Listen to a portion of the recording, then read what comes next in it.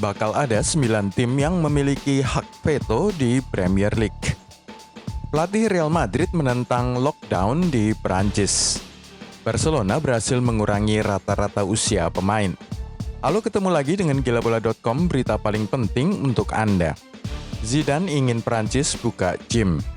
Manajer Real Madrid Zinedine Zidane bersama dengan hampir 100 perwakilan dunia olahraga Prancis pada hari Minggu meminta agar gym atau pusat-pusat kebugaran dibuka kembali di Perancis.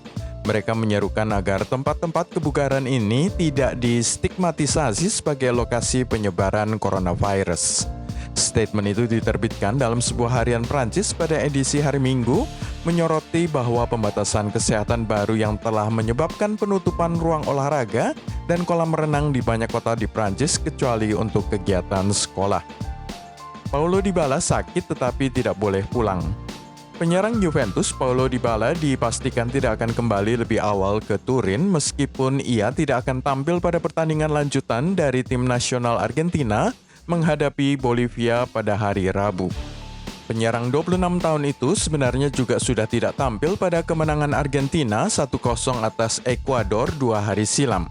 Dybala dikabarkan menderita sakit pada ususnya yang masih mengganggunya sehingga tidak bisa dipaksakan tampil melawan Bolivia pada Rabu 14 Oktober. Meskipun dipastikan absen lagi membela Argentina, menurut informasi dari Football Italia, Dybala ternyata tetap akan dibawa oleh tim nasionalnya ke Bolivia dengan alasan menjaga kekompakan tim. Hal itu berarti membuat sang pemain batal istirahat lebih awal agar bisa memperkuat Juventus pada laga melawan Crotone pada hari Minggu 18 Oktober. Barcelona mengurangi usia rata-rata pemain. Barcelona berhasil mengurangi 1 tahun dari rata-rata usia pemain mereka. Ketika bursa transfer musim panas 2019 ditutup, tim Blaugrana yang waktu itu masih berada di bawah asuhan Ernesto Valverde dihuni oleh para pemain dengan rata-rata usia 26,52 tahun. Namun 1 tahun kemudian, saat ini tepatnya, skuad yang dilatih oleh Ronald Koeman rata-rata berusia 25,5 tahun. Pada musim panas tahun ini, Barca berhasil melepas 3 pemain tua. Ketiganya adalah Luis Suarez, pemain tertua yang kini bermain bagi Atletico Madrid, Arturo Vidal yang pindah ke Inter Milan, dan Ivan Rakitic yang akhirnya kembali ke Sevilla. Saat hengkang, baik Luis Suarez maupun Vidal sama-sama sudah berusia 33 tahun, sedangkan Rakitic 32 tahun. 5 pemain Barcelona tertua saat ini. Gerard Piqué kini menjadi pemain tertua dalam skuad Barcelona. Bek asli kelahiran Catalonia itu berasal dari angkatan 1987 dan saat ini berusia 33 tahun, dan bek tengah itu akan berusia 34 tahun pada Februari 2021. Lionel Messi menjadi pemain nomor 2 paling tua di Camp Nou saat ini dengan ia akan berusia 34 tahun pada Juni 2021. Lalu ada Sergio Busquets, Jordi Alba, dan Neto yang melengkapi daftar 5 pemain paling tua di klub raksasa Catalonia tersebut. Busquets telah berusia 32 tahun, Jordi Alba 31 tahun dan akan genap 32 tahun pada Maret 2021, sementara Neto akan berusia 32 tahun pada bulan Juli 2021. 6 pemain paling muda di Barcelona. Barcelona pada musim baru 2020-2021 sudah memasukkan sejumlah pemain muda dalam daftar skuad utama. Ansu Fati yang masih berusia 17 tahun, Riqui Puig dan Ronald Araujo yang masing-masing berusia 21 tahun, kini seluruhnya secara resmi telah terdaftar pada skuad utama Barcelona. Sementara klub juga mendatangkan Pedri yang baru berusia 17 tahun, Serginho Dest 19 tahun, dan Francisco Trincao 20 tahun. Ansu Fati dan Pedri tampaknya sudah masuk dalam rencana permainan dari Ronald Koeman sama seperti Dest dan Trincao. Seluruh pemain muda tersebut kecuali Dest yang baru saja menaikkan kontrak sudah mendapatkan beberapa menit permainan di 3 pertandingan pertama Barcelona musim ini di ajang Liga Spanyol. Liverpool senang Andy pulang. Liverpool merasa sangat senang bek kanan mereka, Andy Robertson, pulang lebih awal dari tugas internasionalnya, walaupun Skotlandia menang atas Slovakia. Andy Robertson yang juga kapten timnas Skotlandia itu ikut membawa skuad asuhan Steve Clarke meraih 2 kemenangan berturut-turut di samping menang pula pada satu pertandingan kualifikasi Piala Eropa melawan Israel dalam drama adu penalti. Skotlandia sebenarnya masih harus melakoni satu pertandingan lagi di Jeddah Internasional saat ini, yaitu melawan Republik Ceko di ajang UEFA Nation League. Namun sebagai akibat dari kartu kuning tersebut, andalan Liverpool itu tidak bisa bermain karena akumulasi 2 kartu dan bisa terbang kembali ke Inggris. Sebelum kita melihat Eden Hazard bisa batal membela Real Madrid untuk El Clasico pada akhir Oktober 2020, serta proposal baru di Premier League yang akan memberi hak veto untuk 9 tim saja, boleh klik dulu tombol subscribe, share, dan tendang loncengnya. Real Madrid mengkhawatirkan Hazard. Zinedine Zidane dengan cemas menghadapi penantian untuk mengetahui apakah rekor transfer Real Madrid Eden Hazard bisa pulih tepat waktu untuk laga El Clasico pada tanggal 24 atau 25 Oktober mendatang. Otoritas La Liga belum memastikan tanggal pasti El Clasico, apakah akan digelar pada hari Sabtu 24 Oktober atau Minggu 25 Oktober waktu Spanyol. Dengan demikian hanya ada waktu kurang dari 2 minggu bagi pemain Belgia Eden Hazard untuk pulih bagi laga bergengsi tersebut.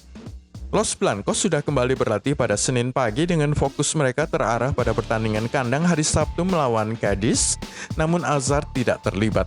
Mantan striker Chelsea itu berlatih sendirian di Valdebebas. Los Blancos tidak mau memburu-buru Hazard. Los Merengues pernah menyesal terburu-buru memainkan Eden Hazard pada musim 2019-2020 setelah pemain Belgia itu kemudian mengalami cedera pada laga perdananya dan kemudian sebagai akibatnya absen sepanjang musim. Tidak ada seorang pun di dalam klub yang ingin mengambil resiko mengulangi cedera Eden Hazard pada musim 2020-2021. Shakhtar Donetsk dijadwalkan untuk menghadapi Real Madrid pada pertandingan penyisihan grup Liga Champions pada 21 Oktober yang akan menjadi waktu paling tepat bagi Zinedine Zidane untuk memanggil pemain internasional Belgia itu dari bangku cadangan untuk kembali beraksi secara resmi.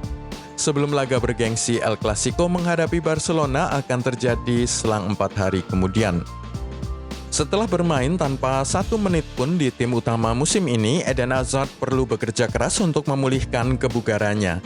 Hampir tidak ada cara dia bisa mencapai itu hingga 100% tepat pada waktunya untuk menghadapi Barcelona. 7 pemain Real Madrid diragukan tampil. Sebanyak 7 pemain Real Madrid diragukan akan bergabung ke susunan pemain untuk laga melawan Cadiz pada akhir pekan ini di ajang Liga Spanyol. Marco Asensio, Mariano Diaz, dan Eder Militao semuanya berlatih sendirian di ruangan gym pada hari Senin sebelum pindah ke sesi grup di atas lapangan.